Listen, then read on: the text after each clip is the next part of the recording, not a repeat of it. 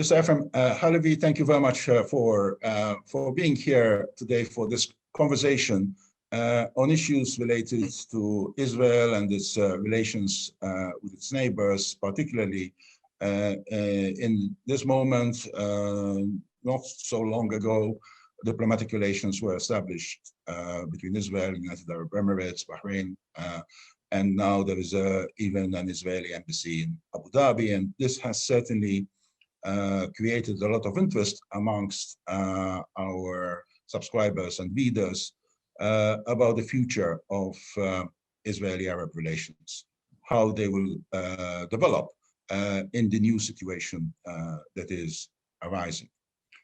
The Israeli state, since its creation, has been faced with the threat that it does not have a right to exist. And this has been said many times by many politicians in the Arab world and beyond. And I'm sure that it has colored thinking in Israel itself about the security of the state and of the Israeli people. You were at the heart of the community responsible for protecting Israel and protecting Israel's safety and security. Do you think that we are now in a situation where this existential threat no longer is there? Maybe there are other threats, but the questioning of the existence of the state of Israel is now not really the issue. The issue is how Israel itself will develop and evolve in the new situation and with the reality of the new situation around it.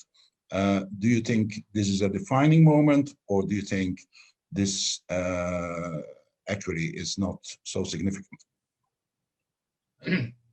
Well, first of all, I'd like to say I welcome this opportunity you are giving me to talk with you and your colleagues. And I believe these issues which you mentioned are such that cannot all be covered in one session. But I'd like to begin many, many thousands of years ago, because the most recent development in the Middle East are the Abrahamic Accords. And Abraham was a figure in world history. And the Bible, which is one of the, shall we say, main documents which have been at the base and the heart of religions, monotheistic religions around the world, began with Abraham. And Abraham is mentioned in the Bible. He's the first leading figure who's mentioned in the Bible in terms of a man with political views and political aspects to his activity. And the fact of the matter is that the first city which is mentioned in the Bible is Damascus. Damascus is mentioned in the first Genesis, the first book of the Bible, the Hebrew Bible, the Christian Bible, the Bible which is also recognized, by the way, by Islam as one of the documents which Islam relates to. The Bible has been the point of departure. And I think that those who decided to give the title of the Abrahamic Accords to these recent events had a very, very long-sighted view of thousands of years as to how this world has evolved. I'm saying this because Israel is a state which was created and brought to fruition in modern times and 70 odd years ago. But the Jewish people had independence over 2,000 years ago. We had states here, and sometimes they were united, sometimes they were separated on what is now in modern times called Palestine. We had political independence 2,000 years ago and more.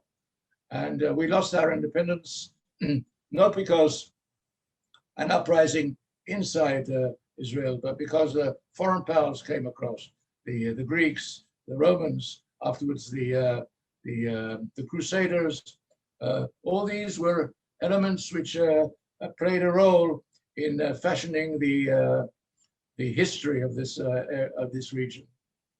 I'm saying all this because if we look at modern times, as I jump to the future, we are now 100 years after the end of First World War, when the contours of the Middle East were decided at an international conference. This was a conference which was convened in France, in Versailles, to decide on the future of the international relations, also bringing a peace between the warring parties in World War I, but also determining the future of the Middle East. What would the Middle East look like? And how would the Middle East be apportioned? And who would be where? A year before the Versailles Conference, the British published a policy in the paper of their own called the Balfour Declaration. Lord Balfour was then the Foreign Minister of Britain. But what is important is to say that the Balfour Declaration was incorporated in the peace treaties of World War I. This is part of the documents of World War I. And in these documents, and afterwards in a subsequent conference in Cairo in 1921, chaired by Winston Churchill, the ultimate contours of the Middle East were decided as are. Practically speaking, if we look 100 years from then to now, of all the players in the Middle East, some have survived and some not. But in terms of the area of Palestine on both sides of the Jordan, it was split into two after World War I. The eastern part was accorded to Jordan and to the Hashemite dynasty, which came from the Arabian Peninsula, or Arabian South. And the West was, amongst other things, accorded as a place where a Jewish home would be stayed, a Jewish home for the Jewish people. And this lasted for several years. There was a mandate. There was no independence given to the western side of this mandate in Palestine. There was a British mandate there, but as far as the eastern side was concerned, it was also a mandated territory. But ultimately, the British accorded a Transjordan independence before the issue of the western side of the Jordan was treated after World War II. And there were several attempts in between the wars to bring the parties together, to find ways of agreeing on some kind of solution.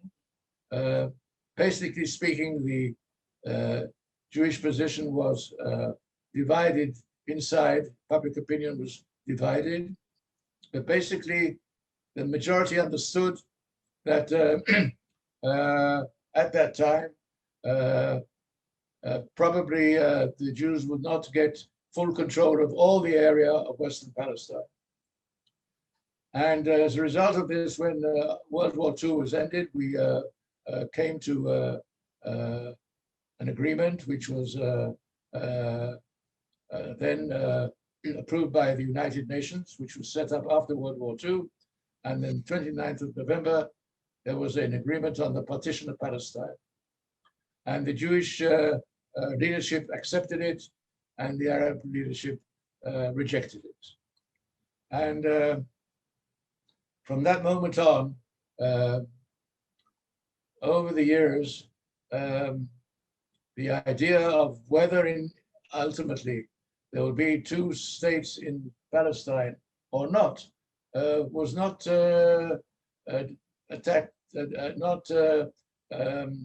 treated seriously, because on the Palestinian side, up till the end of the last century, towards the end of the last century, there was no representation who was willing to negotiate on a compromise between the Jews living in Palestine and the Arabs living in Palestine. And only towards the end of the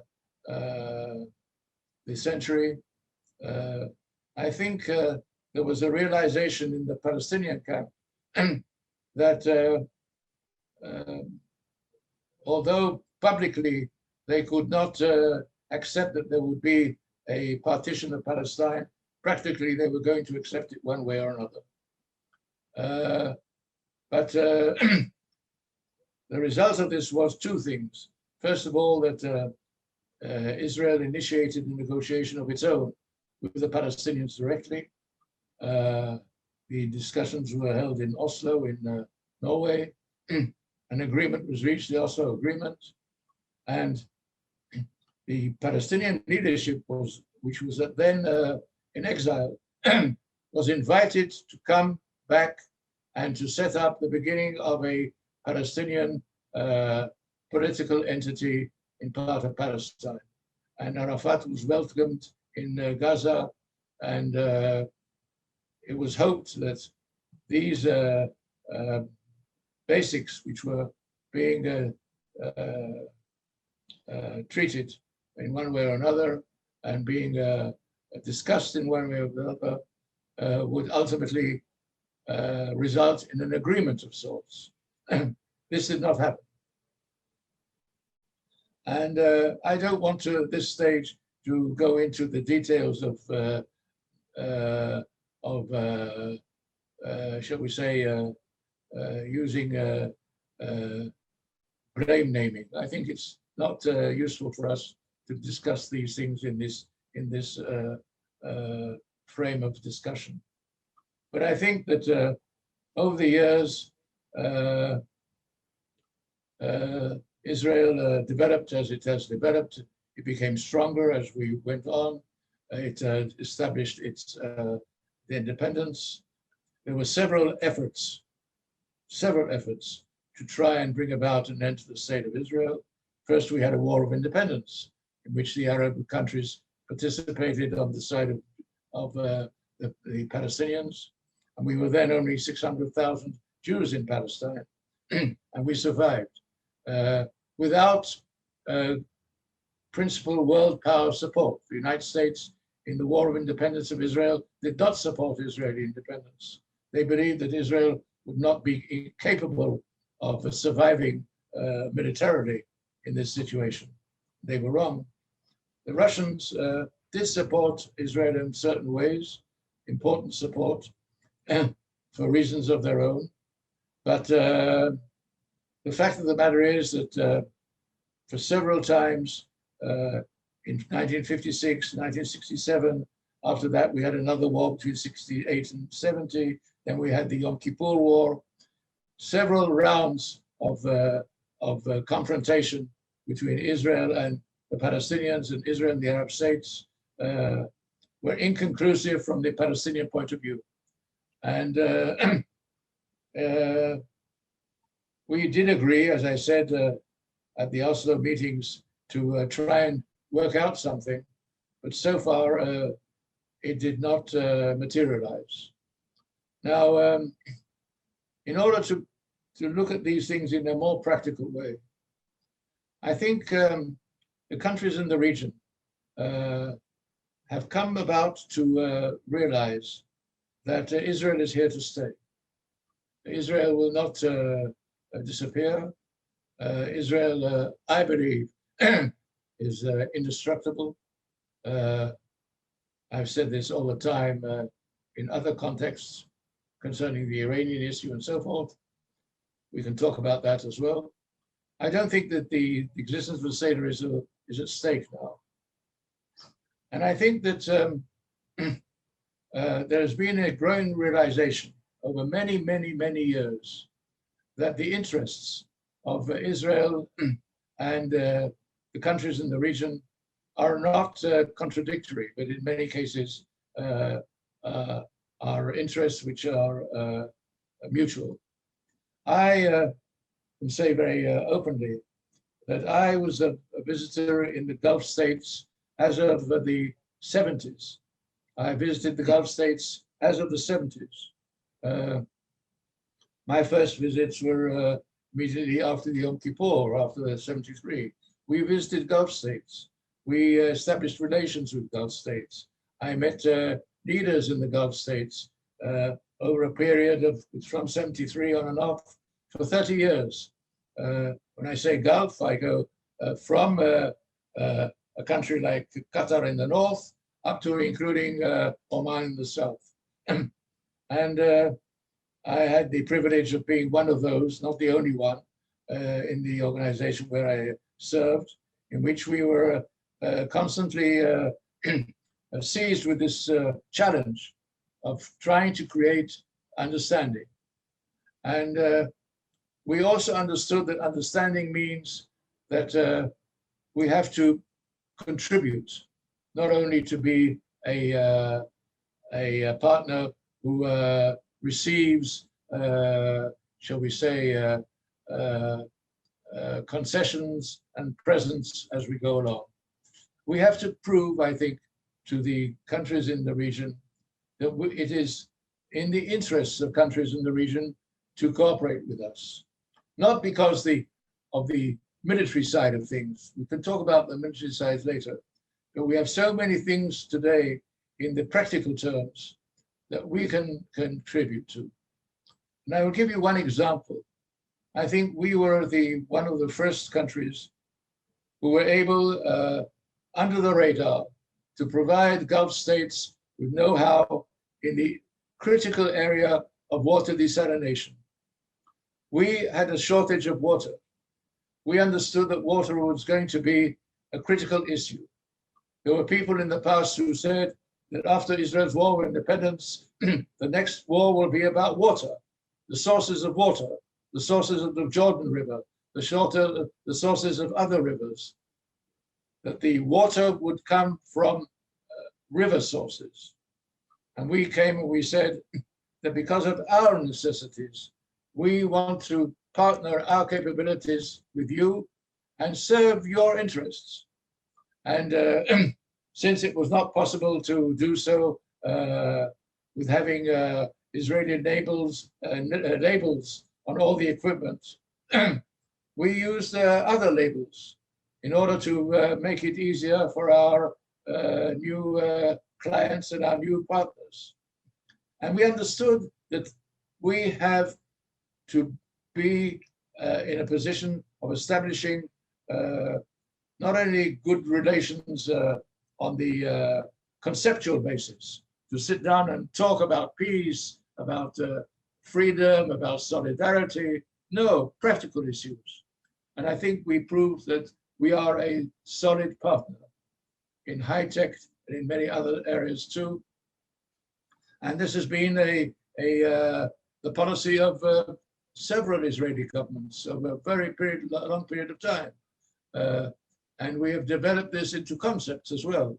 And we use this not only in the immediate Middle East, but in other countries around the world. And we broadened our horizons into Southeast Asia. We broadened our horizons into North Africa.